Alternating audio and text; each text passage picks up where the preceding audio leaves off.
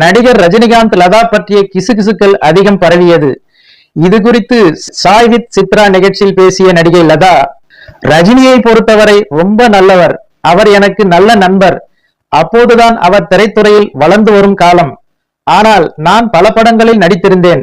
MGR heroine என்று அழைக்கப்பட்டவள்.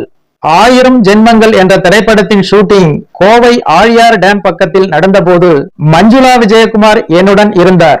நாங்கள் நெருங்கிய நண்பர்கள் என்பது அனைவருக்கும் தெரியும். அப்போது எங்கள் குரூப்பில் மாலையில் ரஜினிகாந்த் வந்து இணைந்து கொள்வார்.